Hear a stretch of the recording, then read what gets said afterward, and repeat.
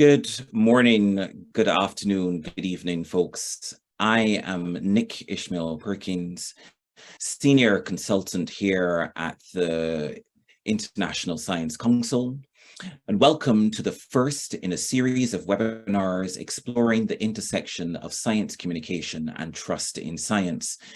This short series runs through the month of March.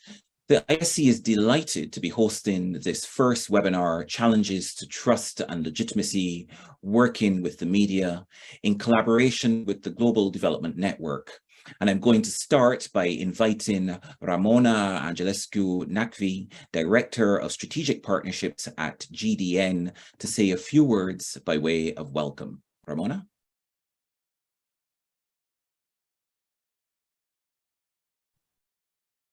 Good morning, good afternoon, good evening, everybody. Thank you for joining us from all corners of the world. We are particularly excited about today's webinar as it also marks the first collaboration that we have with the International Science Council. We hope there will be many more such opportunities in the future. For those of you that do not know us, the Global Development Network, GDN, is a public international organization headquartered in New Delhi that supports researchers and institutions in low and middle income countries to produce policy relevant research and put it into use to advance development agendas and ultimately improve lives. In other words, we catalyze Southern development research on most pressing development challenges, which means not just supporting the production of the research with grants and capacity building, but also, for example, providing research communications training and various platforms and opportunities for researchers to engage with various stakeholders, including the media. Hence the interest in partnering for this event, for this webinar, and unpacking this relationship a little bit between the academia and the media in both directions, a relationship which can certainly be mutually enriching and beneficial, but challenging as well, as I'm sure we'll hear through the course of the debate today.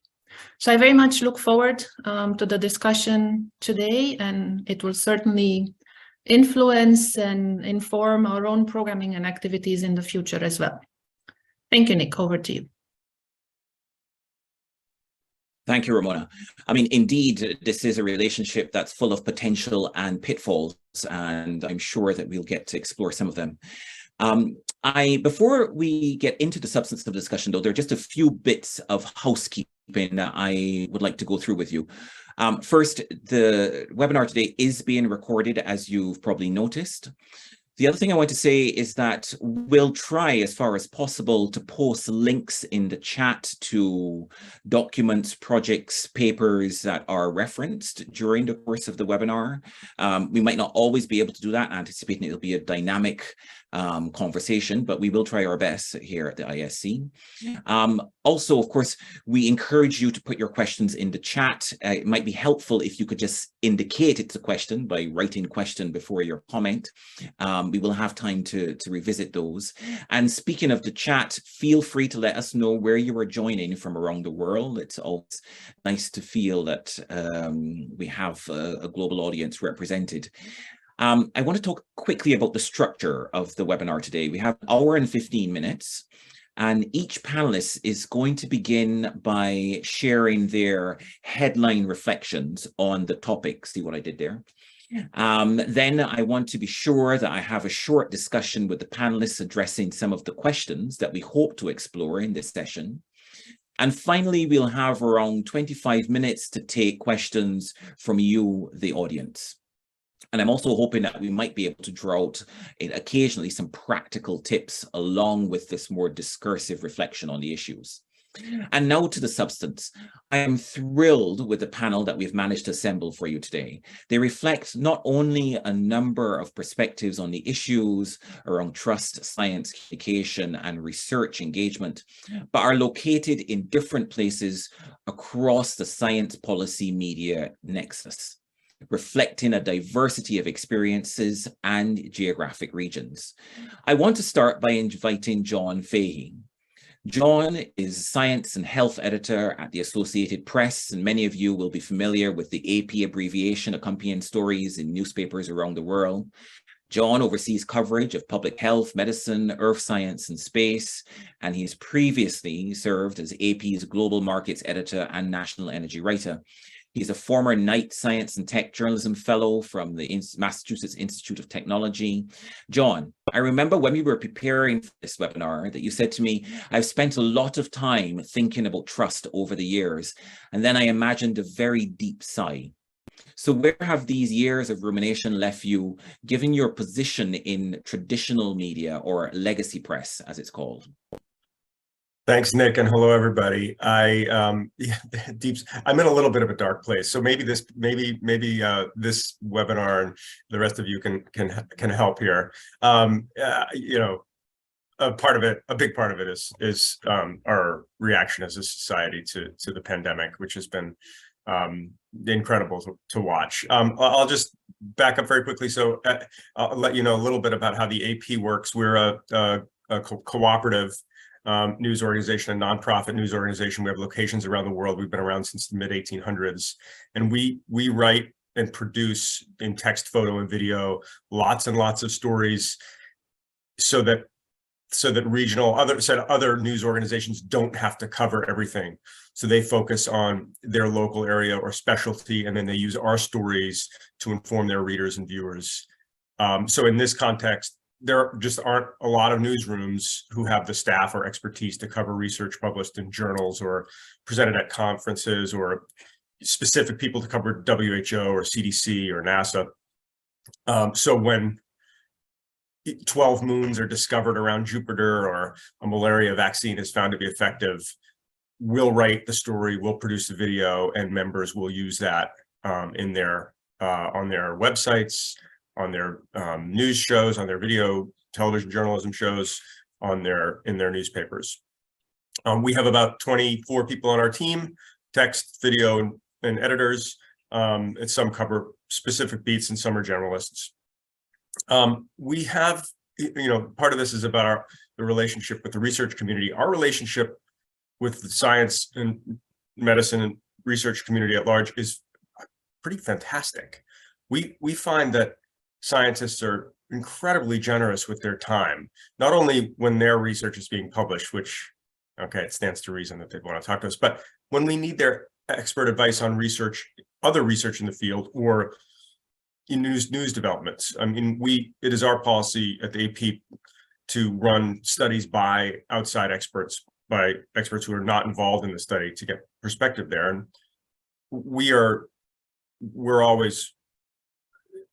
we can't believe the generosity scientists show in giving us their time. It seems to me like they really want the press and the rest of the world to understand. And that's a wonderful position to be in. And these relationships have been particularly valuable and important in the pandemic, because suddenly preliminary research, preprint studies that haven't been through peer review, which we ignored, became big news, unavoidable big news. And they require much more rigorous and careful reporting on our end because of the lack of peer review and the preliminary nature. And to my mind, this development exposed a real limitation, either in the news media or in the relationship between the news media and news consumers. I think it's always been there, but it exposed it. Things like nuance, caveats, uncertainty are extremely difficult to get across. And I think sometimes it's the fault of the media organization, for sure, but sometimes it may have to do with how news consumers process information. What we want to be true, or the simple takeaway, is maybe the thing that we remember. And if there are caveats or uncertainties, they sort of disappear into the background. And it's understandable. There's incredible amounts of information that we're all processing every day. So you come away with, some finding, maybe from a headline or one part of the story. And then when that thing turns out to not be true, as science changes and research develops, or it's changed in some way, people feel like they've been toyed with, even though the story said the research was preliminary, and the researcher and the reporter are very clear from the beginning that that's the case. We've seen this over and over during COVID: social distancing, masks, vaccines, treatments, the origins of the disease. That's an issue right now in the US. Now, how we try to address it is we try to signal very high in the story and in the headline, which I think is very important, using phrases like preliminary research or early hints, or we preface it with, early hints, and we don't leave the caveat to the 7th paragraph, or we start out with scientists are trying to understand this mystery. Sometimes we will approach the story totally differently. Even though it's a study or a finding, we won't approach it as scientists found X, but we'll do a sort of, we'll approach it with an explanatory approach, what to know about the recent findings, or something like that, so that we're not committing ourselves to giving you a this is new, this is a new finding. Now, of course, we at the AP, we're always perfect, but it's an enormous media landscape, as you know, with different standards and different motivations, and people aren't going. They don't have a dedicated. Most don't have a dedicated newspaper, a dedicated website, that they go to, that they trust, that they know. They're scanning the entire media landscape, the entire social media landscape, and so they'll seek all kinds of contradictory information. I don't think this is new. I have a PDF of a front page of the London Times from 2006 with a large headline that says Alzheimer's cure is near. Now, without question, that headline did better than most of the headlines around the world on that day. That drug was disappointing in that trial. A secondary endpoint showed a little grain of hope, but the other headlines were like, another Alzheimer's drug disappoints. Those headlines didn't do well. People didn't remember those, another Alzheimer's drug disappoints. They remembered a cure is near. So it's partly why I'm so excited to hear from the rest of you here and hear your questions is that, we think we have some tools to bring responsible information to people. We think we have good contacts with experts in the scientific community, but I don't know how to, and the reason I started, I'm in a bit of a dark place. I don't know how to corral it and to help people process all the information they're seeing all over the place. I know I'm laying out problems here and not solutions, but I look forward to hearing the rest of you and learning from you all. Thanks, John. I mean, actually, it's funny because you started, I thought, this sounds really optimistic. First of all, you have a science team, which there are a lot of press that don't even have, science writers and stuff. And then you talked about, having relationships with researchers who are understanding and generous, and they speak to other people's work and so on. And also the way that you approach that conundrum of what I call the conditionality of science, which is actually, the nuance and the caveats and the uncertainty and so on. I thought all that was very encouraging, but I hear your point, which is really there's an issue here around the way that science stories are imbibed, and that is a challenge, an enduring challenge. I hear that, and I look forward to some discussion about that.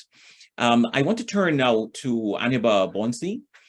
Anuba is a journalist of over 20 years. She was a former editor of CNN's The Crux, herself also a former Knight Fellow. And in 2019, she founded Newsworthy Studio, a digital storytelling platform. It places her at the heart of the intersection between journalism, new media, entrepreneurship, and social impact communication. Anuba, digital platforms are seen as part of the problem when it comes to eroding trust in science and journalism. But I don't see these platforms going away in a hurry. What drives our evolving media landscape, and what does it mean for organized science? Thanks so much, Nick, and hi, everybody, and thank you for making me a part of this wonderful, stellar panel. You're right, new media isn't going anywhere.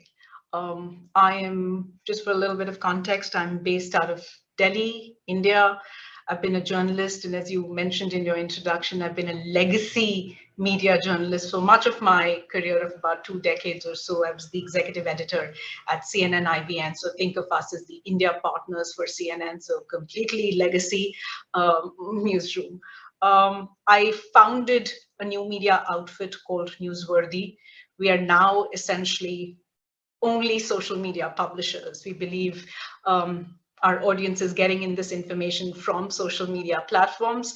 We're also independent, so we simply didn't have the resources to set up a website, track SEO, track audiences, track metrics, track analytics. So we just went the social media route. Part of the reason of Newsworthy is super simple, that there is a news fatigue. People want news, not noise. They want some amount of context. They don't want too much conflict. They want to go about leading their own lives, and news has a role to play. It has sometimes a limited role to play. During the pandemic, it had a different kind of role to play. And in everyday life, my audience, or at least our audience, the ones that we're reaching out to, are young. They've got multiple things on their mind. And the idea is to offer them credible piece of information that adds some value to their life.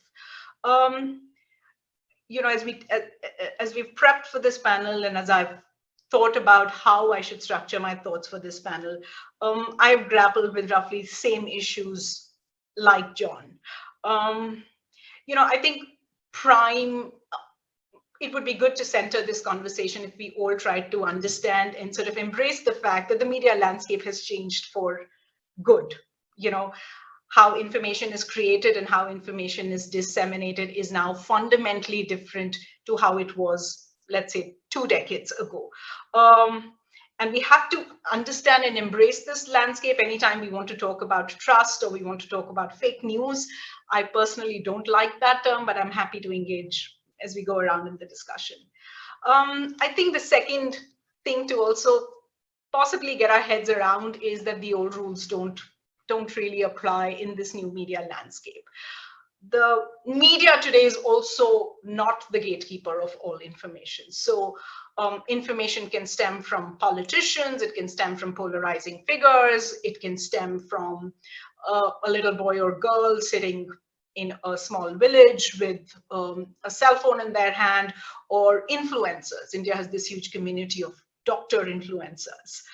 The third thing I just want to plant here is, and especially in relation to science and science communication, that facts and denial are also no longer just determined by any type of authority, right? In principle today, every individual, regardless of their expertise, regardless of their education, can sort of dismiss me and my craft and all my years of hard work. And you know, their content may be acceptable. I'm using the word content here and not journalistic piece or information. I think so. I, unlike John, have started with the pessimism first. I'll go to the optimism in the last 2 parts. I think the world around us has changed fundamentally, and the pandemic has had its pitfalls, but also given us huge insights. Number one, you know, scientists and journalists were sometimes considered strangers to each other. I think that's not the case. There is trust, there is a patience, there is an understanding of the 2 crafts. We may be slightly incompatible in our professional cultures, but I think we all sort of, if we keep public interest in sight, I think we'll be okay. The last thing I want to say, which is a note of optimism. Look at the flurry of new media digital content. Look at the podcasts, look at the newsletters, look at the experts who are fronting it.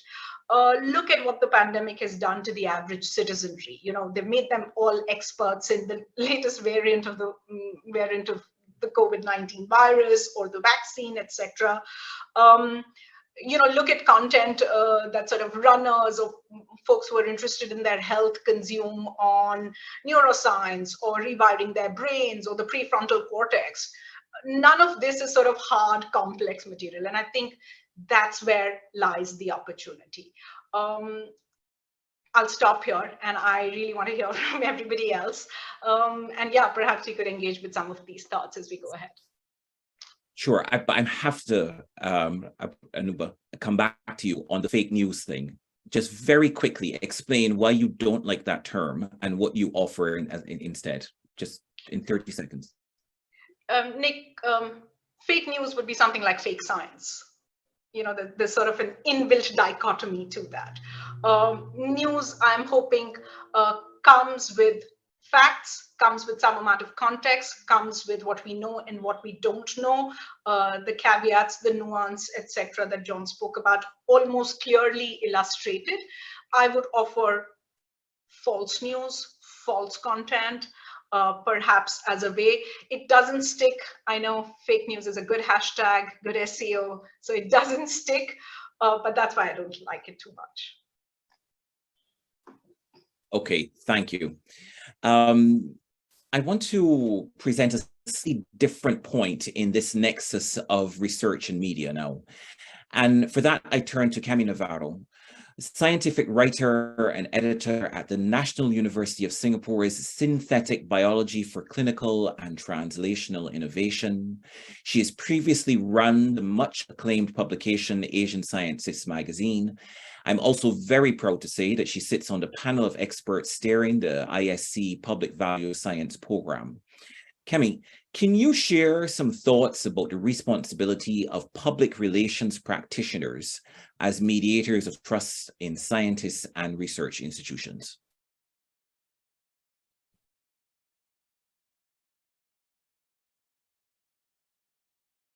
Public Life Science program for this opportunity. As you mentioned earlier, so right now I'm currently a scientific editor at NUS, and then my background is actually in SciComm research, and I was focusing on the Philippines, where I'm originally from. So it's a developing country, so two very different contexts within Asia.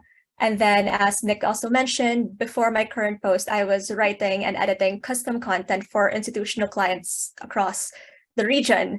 So really very much a science public relations or science PR practitioner here.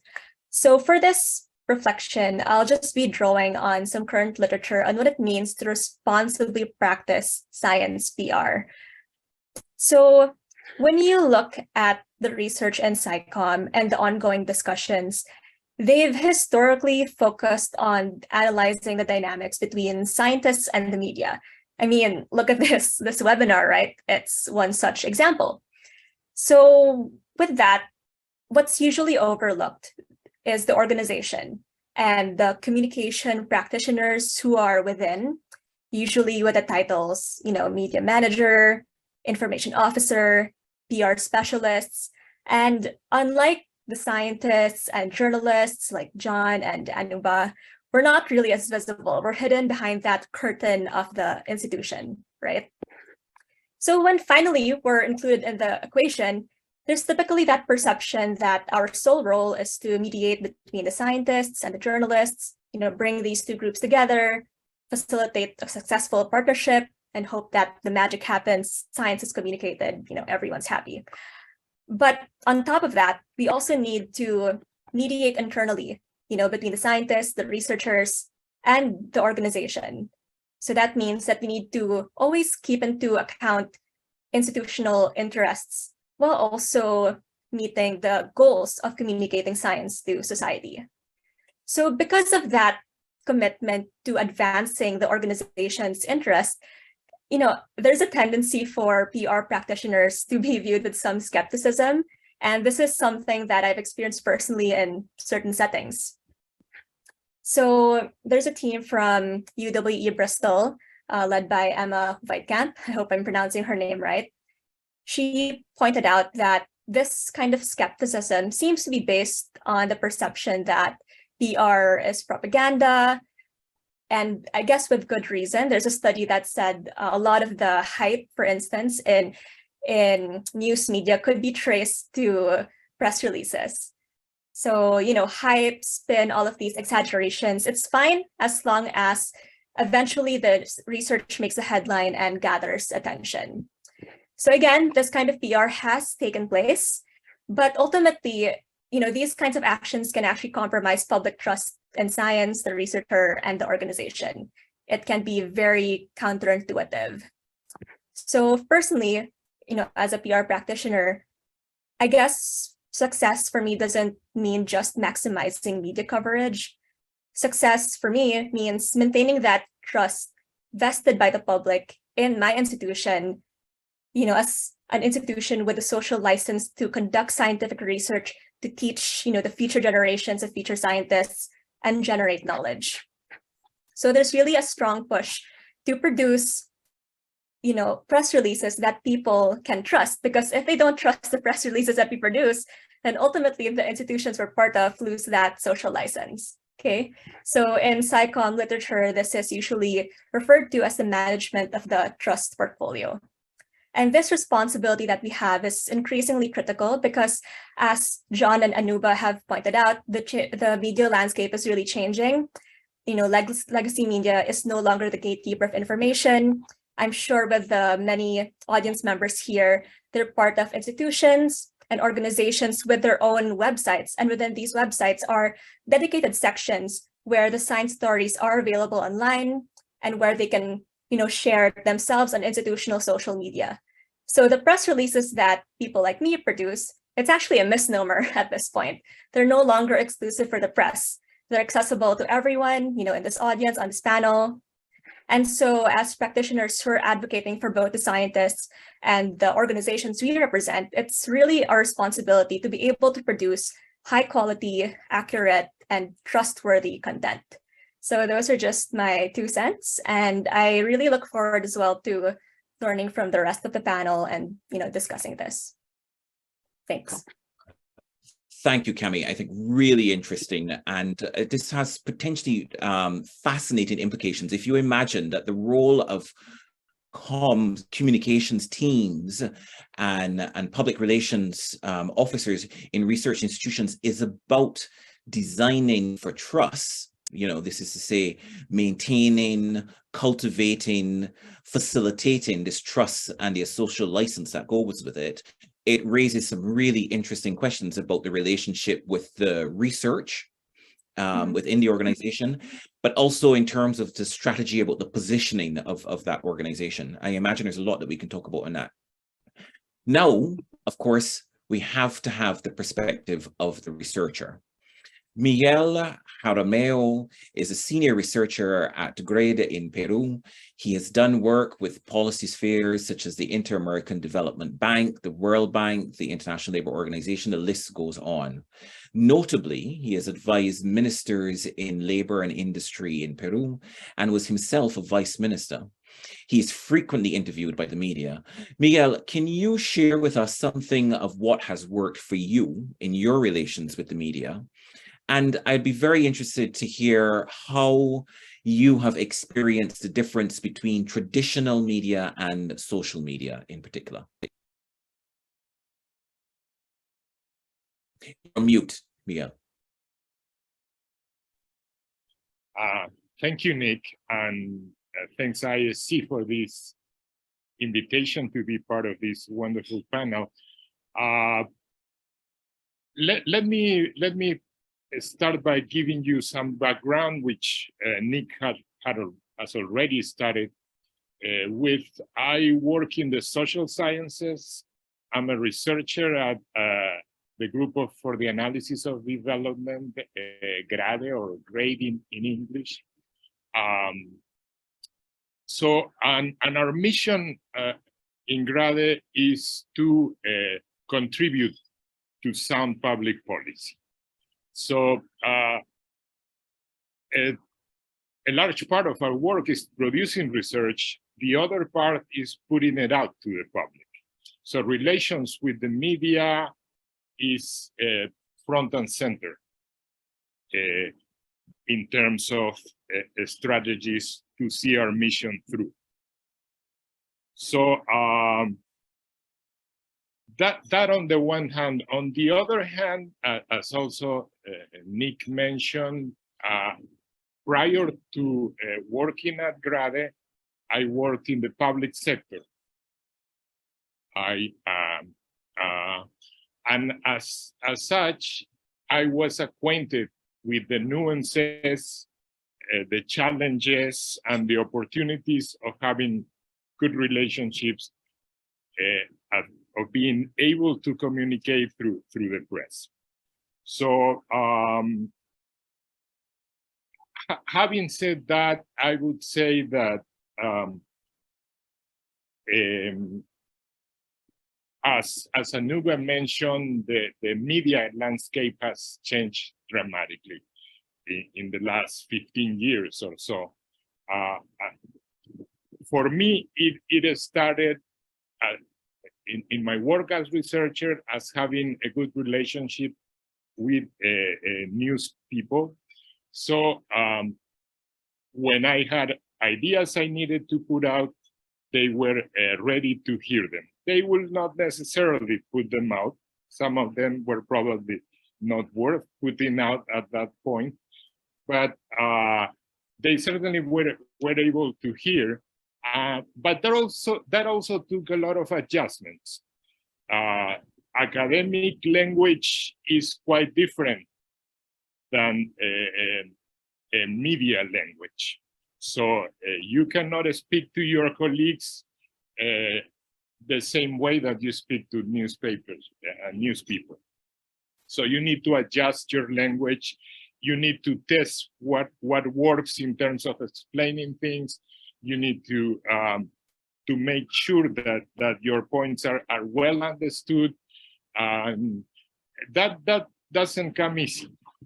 And at the beginning, you go through an interview, and then you read the interview in the paper, and sometimes I wonder, did I really say that? So it's challenging. It's challenging all the way, and we need to understand that journalists are better prepared to tell a story, as you're gonna hear in this panel. We are not that prepared to tell such good stories as social science researchers. I wish we were, but we're not. But we can learn along the way. On the other hand, at least in my country, in Peru, most journalists that are devoted to economic topics are not necessarily economists. And they may have some knowledge, they may have been assigned to that position from a political board. They may have been assigned to cover economic news, having no prior knowledge of economics at all. So that makes it also challenging to communicate in those contexts. So it is key to develop trust, and that is not that's not an easy task. It takes a lot of investment in time, but it takes a lot of support from specialists in the field. In the case of Grady, I think we've gone through dramatic changes in the last 10 years as far as how we communicate our research findings, and that has to do with people that are communicators that know best how to package findings, how to use language to communicate better what we think is of public interest, and particularly in public policy, which is always a contentious scenario.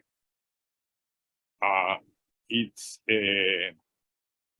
some of the ideas you come up with are new ideas, and it takes some effort to put them in the public. In other cases, you're gonna come up with ideas that do not conform to the state of the policy debate at that point, and you need to go through a lot of work in order to make your message understandable. So you need support from communications people. I don't think I have been able to have so much access to media were it not for this. And finally, I'd like to point about the many changes that are taking place in the media landscape. When I started working as a researcher and writing papers and trying to communicate and those papers and why they were important for the policy discussions in my country, I dealt with people. Now I'm not necessarily deal with people. I do my research. I write the thread. I put it in Twitter, and then you don't know who's going to answer. Some of them are media people that are going to pick it up. Others are just, some of them are just members of tribes that already know how the world works. So they respond according to that view of the world. So in some cases, they may go to lengths in making sure everybody knows that your core work is good, is fine, it goes in the right direction. In other cases, they will thrash your work just because it doesn't go well with the vision of the work. So that is a wholly new environment, and I think we are at early stages in developing tools of how to make a constructive work of that. Thank you, Miguel. Fascinating in many ways. I'm going to come back to the point that you finished on, because I want to ask Anuba actually for her reflections on this. But I think it's worth just itemizing. I think it's been very helpful when we talk about some principles that might guide effective partnerships between media and academia. I want to reflect on what you've said and also what John said. So we have here the preparedness to speak to context, the adaptability of expertise, because as John said, sometimes actually you need researchers who might not be speaking to particularly their research, but actually who are prepared to comment on research and validity of research in adjacent fields of expertise. Some dexterity with translation. You talked about, adapting your language, and associated with that, I think this is a really interesting point that you made, Miguel, preparedness to test and assess how you are communicating. So thinking about this as a kind of iterative process. Think in stories, which again doesn't come naturally necessarily to many scientists. It's not part of the way that most epistemic communities might operate. Recognize the limitations of capacity with some journalists and approach that with a certain amount of patience, which is, I think, a big challenge and something that I hear comes up a lot. Recognize that debate is to be expected because it takes effort to shift the discourse. You talk about the Overton window. And if you have a new idea, Overton window talks about, the preparedness of the public or policy discourse to engage with that idea. And I think this is also a very important and useful point. Anuba, I want to come back to this point that Miguel was saying about actually, the thing is now a bit like what Cami was saying, you do a statement or you release some research, and now it's not just for policy, it's not just for press, it could be for anybody, and that includes different political tribes. Now, one of the things I know that exercises a lot of researchers is the polarization of our societies. And do you have any reflections on this? Sure. Sorry, Miguel, I'm going to ask Anuba to respond to this. Yeah. Yes. Thanks, Nick. The thing about social media is that it's a beast, right? And it's not a one-way beast. If you put something on social media, you're going to get something back. Now, either we decide to engage with it, and this is true not just for the scientific community. This is true for everybody. I mean, corporates spend thousands and spend a lot of money on sort of building up their social media profiles, only to be dismantled by one customer who's not happy with something, right? So social media is a beast, and you've got to sort of navigate ways about how you want to interact there. Every point in time when folks like Camilla are putting out material on social media, I think they're very well aware of the fact that they will get they will get responses to it. And I think here's where we need to be careful about what is misinformation and what is disinformation, right? People may respond to you with just simply lack of knowledge and inaccurate information, and you could engage with them and sort of correct them, point them to the right direction, talk about your research in a little more detail, tell us how you arrived at that conclusion. And perhaps, it's each one to themselves, because it is tiring and exhausting. Social media is tiring and exhausting. So it is to an individual to sort of open themselves up to respond to that criticism. But what's happening is actually more of the latter, right? There is sort of this more organized material that's coming out to dismantle claims that are based out of evidence, that don't fit with the politics of the day, that have not just been done with political actors, that could be done by non-state actors, and that's where that's where we need to sort of draw the line. I'm very mindful of the fact that it is tough to figure out what is what, even for folks who work in this field of misinformation / disinformation. So leave aside just journalists, or leave aside just scientific community who are sort of putting out this communication in public interest. I don't think it's a problem for which we have a solution, but I think stopping all communication or not interacting with what could be genuine critique or genuine queries, I think does more disservice. But that is just my own personal opinion. I think even as a journalist, I sometimes draw the line somewhere, which is based on sort of very personal reasons. I didn't like the way the question was asked. I thought it was hurtful. I thought it was misogynist. So I draw the line there. And I think it's a tough road to follow. And perhaps the way out is institutional, right? I mean, what is the institutional mechanism that, let's say, Camilla would have framed when she's putting out that information? What are you going to respond to, and what are you going to hold back on? Does that answer it slightly? Yes, no, I think this is very useful. The idea that actually this is where the institution can play an important part in supporting researchers. And I think, Miguel, you talked about a call for a kind of new orthodoxy about the way that we approach communication and communication of research in view of this. There are two bits of research that I think is worth referencing here. One is Dan Williams, who is at the University of Sussex, talks, and he does a lot of research around kind of cognitive behavior, philosophy of science, and so on. And he says, the thing about narratives and worldviews and the tribes, which Miguel was referring to, is that often these are identity markers, and people use them to signal their own community and sense of belonging. And I think in that regard, Miguel, what you're saying is interesting, which is kind of, in a way, the research almost doesn't matter. And I think that that's useful to bear in mind, and it's worth us thinking through what the implications might be around that. Although I say almost, because I don't know that that's entirely true, or it's entirely what he's saying, to be honest. But then the other thing I want to say is that actually we also have to be a bit careful. I've seen this about assuming that people only live in echo chambers, because again, there's a bit of research that's come out recently that said actually people are exposed to news from all over, but it's the decision making that the process of decision making around which stories and which worldviews they imbibe, which is really interesting.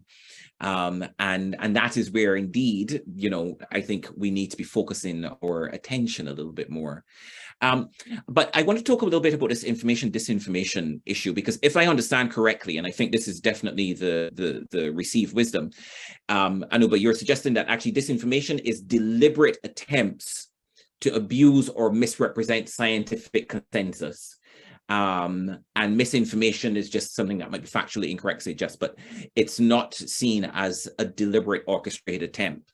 Does anybody want to qualify that? I think, Cami, we've talked about this before, because you talk about the examples in the Philippines. Do you want to comment on that either? Yeah. So for the example from the Philippines, this is going to more of the political arena, but if everyone can recall the whole Cambridge Analytica controversy, supposedly the Petri dish, or the patient zero for the interference in the US elections and all that, was the Philippines back in 2016. And so disinformation research has really become a very hot topic. And what research from back home has found is that there are really organized actors, right? So there's a full-on troll farm, and these people are actually, their day jobs are reputable, PR. I mean, I know I'm also part of that, but, they can be PR firms, marketing managers, all that. But then, on the side, they have these, side hustles of creating these kind of organized messages to flood social media with. So that's in the political arena, but I would imagine that it is entirely possible for these same techniques to actually be applied also for science as well, because if you look at history, disinformation is not new.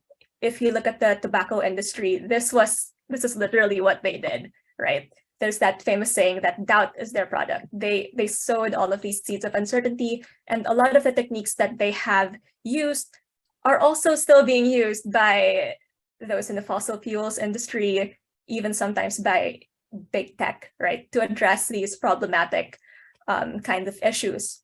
So yeah, disinformation is not new. It's just maybe taken a more visible kind of form, especially with social media. And with regards to what Anuba said, I really admire that, you can engage with these kinds of people who are, flooding maybe perhaps your tweets with all of this kinds of disinformation. But, coming from the in-house comms professional perspective, a lot of the scientists I work with are really not well equipped to deal with these kinds of characters. I mean, on top of that, they're already so busy with other institutional pressures, with teaching, with research, and then you have to, put on that additional pressure of having to respond to these random people on the internet. So it's, yeah. Tammy, sorry, just very quickly. So what could you do as an institution to support that? Very quickly. I mean, it depends, I guess, on the scale of what's being addressed, because of course, as an institution, you can release a press release that is addressing that kind of thing, right? But then in terms of, let's say, on the more individual kind of support, I mean, it's really, you can try to train these researchers, but a lot of them are, again, I'm not sure what Miguel's experience is, but a lot of the ones I've tended to work with have been more monastic. So it's more really just the ignore kind of approach, which isn't always the best. So I think right now there's not really an absolute answer to that, and that we're still kind of figuring it out. Okay, I thank you. I want to turn to John because there's an issue here that comes up a lot when I talk to researchers, and this is the fear of clickbait. And what I'm gathering from what you've said, John, is that this is really something that the media have to manage by not playing into that with their headline. And it's also about the natural disposition of the readership, of the audience, of the general public. But is there anything that a researcher can do to minimize the risk of becoming clickbait fodder? And maybe actually it's worth even just explain a little bit what clickbait is from your perspective. Yeah, clickbait isn't necessarily bad. And I don't mean to suggest that media organizations don't very much want to publish stories that people click on a lot of times. So, I guess clickbait, maybe you're talking about clickbait, that it's a headline or something that is designed to get people to click on, but has zero substance or or perhaps is even hyperbolic, only to attract clicks. Is that what you're, because there's nothing better than a jazzy headline, and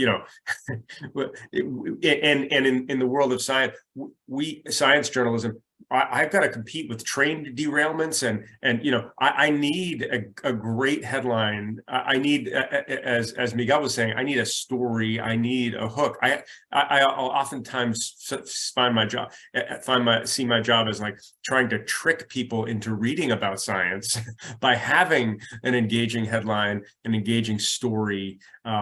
So we need good headlines. From a researcher's perspective, how to avoid turning into clickbait, I don't know. I mean, Cami talked about the press releases from the university PR departments. also are trying to get us to pay attention to the research. So they tend to they can focus on a very hopeful part of the research, right? Some hint of some, the research itself may be limited. You read the discussion in the paper, you read the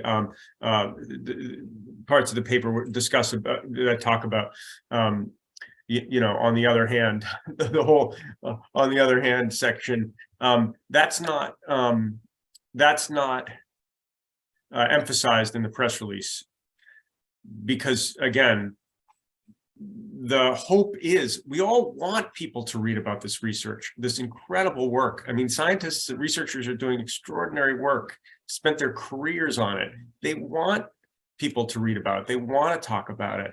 So I don't think that looking for the good story, the good headline is a bad thing. And I hope I'm not, looking at this through rose-colored glasses. I think the problem is when it's a disingenuous headline. And from a researcher perspective, I don't know how much control they have over that. I mean, if the university, the press department, and the paper, and when the reporter calls and talks through it, help us find the story that is both compelling and responsible, and we've got something. I guess that's what I'd say. I don't know if that answers your question. Yeah, no, I mean, I think it's a really useful question, because first of all, it puts into perspective that in fact, attracting attention is not a bad thing. I mean, I think, there can be a bit of a perception that actually, I don't want to be too showy and kind of clickbaity. But actually, your point is that, well, in fact, if we think about this normatively, it's not in itself inherently a bad thing. But I think also there is something I'm reminded of as you were talking that you mentioned earlier, which I didn't talk about in terms of principles, but that is leaning into the uncertainty. I mean, I myself have often said to people when I'm talking about research communication and science communication, I say, there's a kind of a tension there between the way that we do the communication of science and the way that we practice scientific inquiry. One is about the diminishment of uncertainty. The other is about declarations of certainty and heroism. And there is and it takes quite a lot of crafting to make these two things match and work together well.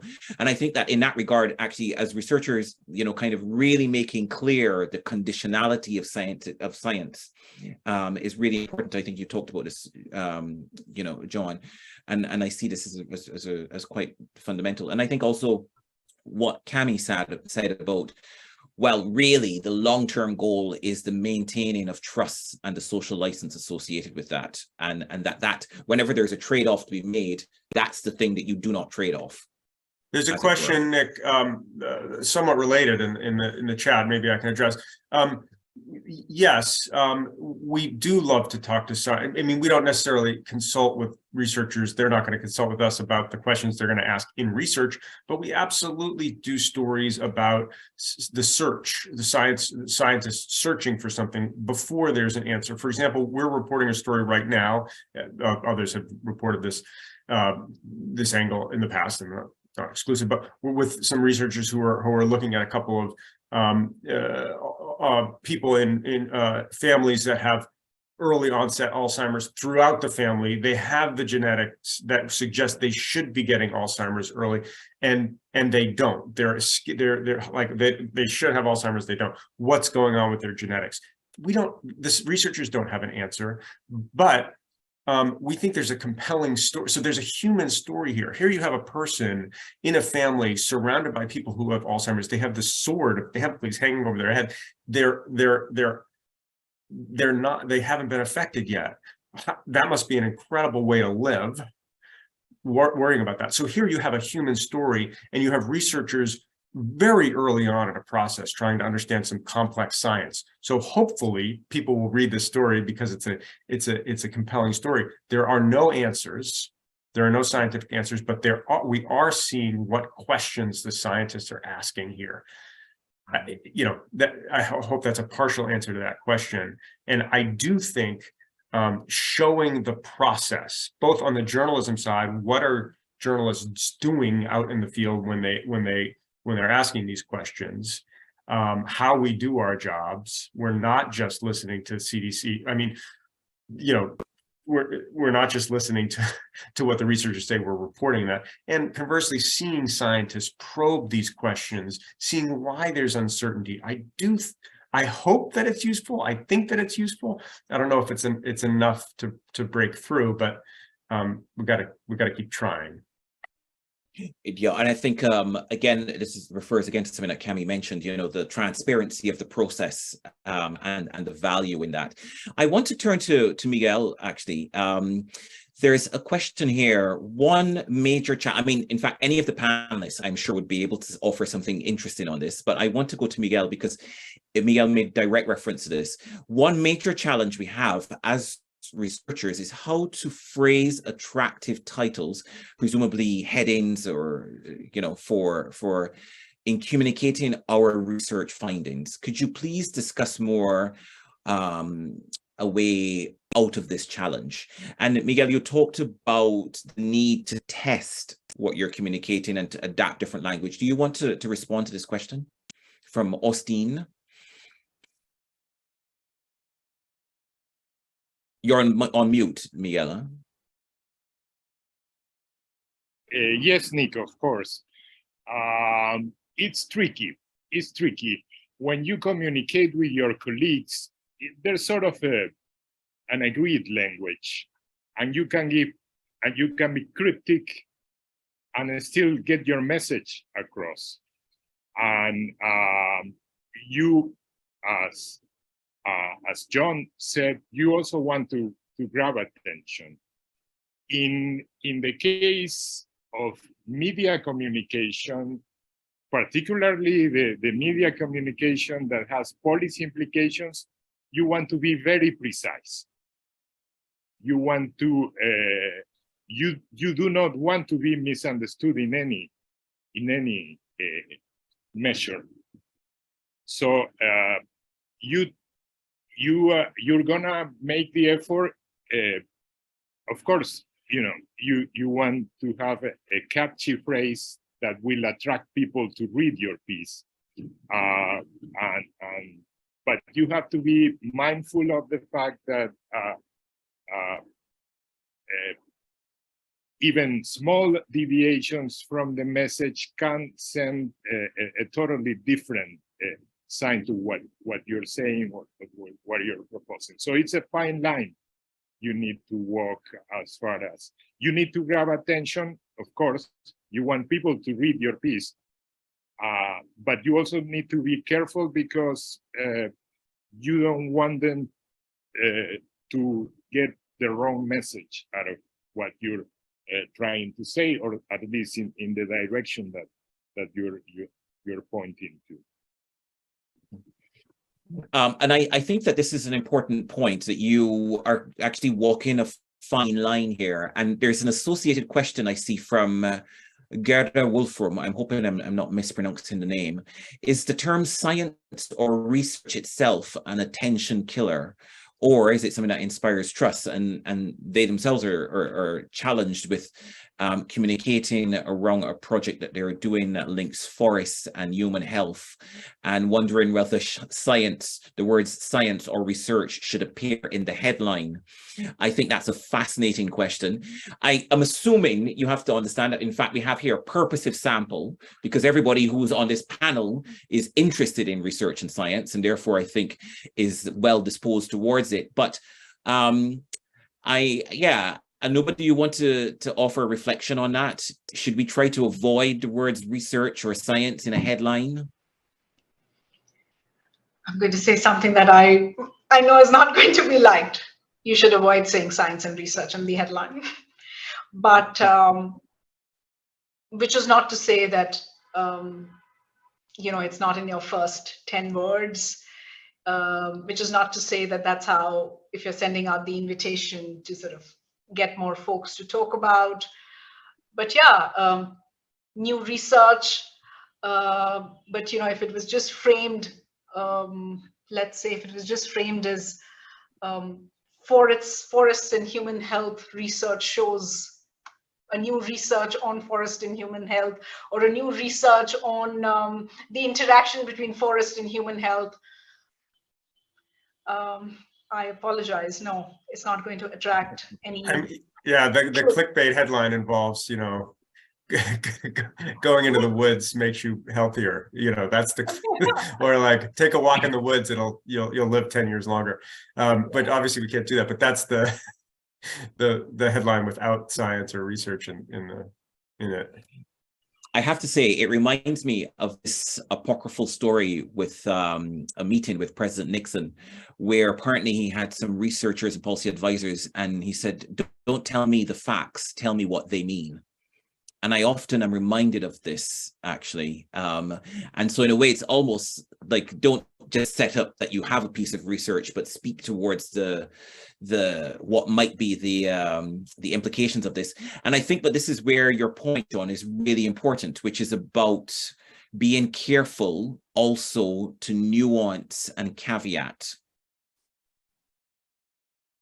Yeah, right. And you have to balance that against trying to get people to read the story, which may have really important, really important and interesting. But what I think one of the bigger picture here is what's going on in society is this sort of, and I don't know to what extent it's happening in other countries, but it's certainly happening a lot in the US, this sort of questioning of expertise itself, what makes you an expert, and that's incredibly troubling. That's part of the I talked about my dark place. Like, you know, if you have a plumber, if you have a problem in your bathroom, you want a plumber, you want expertise. I don't understand what I mean. You would not hire an electrician to fix that problem. You'd be in quite a bit of trouble. You know, so we do it in our lives, but there is some mistrust, perhaps because, you know, science changes. You know, these are some of the issues we're talking about now, and perhaps showing the process of science can help. But I don't know that people have time to do that. But the bigger overall picture here that I think Anuba is you know, highlighting is that there is some. I don't want someone to wag their finger at me. I don't want to be told by some expert how the world works. And you know, it's a problem, I think. Yeah, I mean, I saw Miguel was smiling. I don't know if you want to say something, Miguel, and also Cami. I think you were about to say something as well. Do you want to go, Miguel, first, and then I'll come to you, Cami? Yeah, I agree. The words research and investigation may just drive readers away. But as John said, there are ways to place research that can focus either on the findings or in the process that may be engaging to readers, and you know, that's what you want to use. Actually, I had a question which kind of may divert the conversation, but if you'd allow me, Nick, what about when misinformation comes from power? Particularly if you talk about public policies, that is always a risk, that you don't necessarily will not necessarily get an answer that relies on evidence that contradicts your evidence, for instance, but they'll just deny what you're saying with no evidence whatsoever. How do we deal with that as researchers? You know, you can deal with that with if it's your next door neighbor or you know, any particular guy, but if it comes from power, it's in the public sphere to begin with. So that's I think a major challenge for those of us who are in public policy debate. I understand what you're saying, and I think it's a fascinating question, because I know that we at the ISC have done a report on COVID, unprecedented and unfinished, it's called. And in that report, there are quite a few references to, politicians saying, well, we're following the science, and that actually sometimes they weren't exactly following the science. But that's not always a bad thing necessarily, because science has to be mediated by things like values.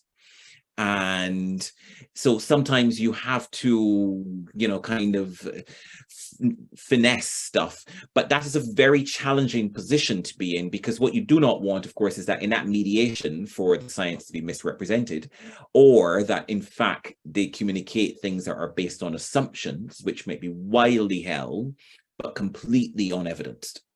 And I think I hear what you're saying. It puts science in a tricky position. For sure. Cami, were you going to say something as well on this issue? Right. Two things. So one on this and another on the previous topic about, I think it was addressing Austin's question on how to communicate research findings. Anyway, so on this, Nick, you also, the public value of science also had this report, and I believe it also touched upon science in populist countries, because I remember the Philippines was mentioned there, and just, completely agreeing. So what happened was that, you have the president who was saying a lot of these anti-science things, and you could really see that the scientists who were part of the government task force for COVID really struggling to not go against what was government messaging, right? Because that could confuse, the people who were already very uncertain. So that was what happened. And there was an instance where someone actually broke away from the task force and was just like, I have to disagree with you. This is what's happening. But that also kind of added to the whole confusion, because you have the government that's saying one thing, you have an expert saying another. So who do you believe in that scenario, right? So as someone, maybe if you're not trained in science, you wouldn't really know what to do. So that's about that topic. And then on the previous question, so just to add, I think it was John who maybe said something about, or was it Miguel, how when you omit certain words in an effort to meet, word count, or just to make things simpler, that can actually lead to some potentially declarative statements. So Nick, this is actually something that you did earlier. So you were saying that that anecdote about President Nixon, right? And then you said might. So that kind of word, these hedging words are actually very important.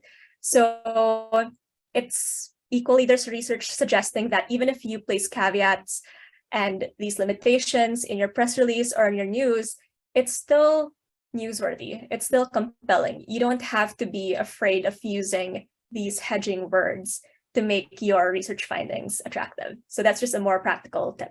Yeah. Thank you, Cami. I have one more question before we finish, because I know we were going to finish at 15 minutes past the hour. And this is a question about how do you, if you are an emerging early career researcher, how do you engage with the media? How do you establish credibility and legitimacy to engage with the media? So for instance, John, you talked about the fact that you have a relationship with a set of researchers who are quite generous with their time and their expertise. But again, presumably, this how did you curate that list? And this is a question that I probably will turn to John first, but anybody else have any ideas, feel free to offer them up. But we have to be quite brief, I think. Okay, I'll be brief. We don't have a set list, and each and we for a good reason. We want a diversity of researchers, and we would love to talk to more and different and new researchers. It is true that some people and some universities are very fast at getting back to us, and in a breaking news situation, that is valuable. But we try to, certainly try to guard against that. We do not want to be using the same sources over and over again. So how does a new person, so we're, as I said, we have a team and they have different expertise. And generally, it's as researchers start to publish things, become authors, we will reach out and then reach out to them again when they've published something. There's something else in their field. We'll call for comment there. So it is general. It's really not different from other news subjects. Source building. It's on us to reach out. It's on to go to conferences, go to meetings, listen to webinars like this, find sources and reach out and say sometimes, hey, I work on this subject. Please I'd love to talk with you. Do informational interview, right? I'd love to talk with you about your work. Please let me know if you're doing something interesting. That kind of thing. So when something in this field comes up, can I reach out and get your thoughts on it? Those kind of relationships can be very, very valuable. I hope both sides. Yeah, no, I think that's extremely useful. Anybody else have any reflections on this?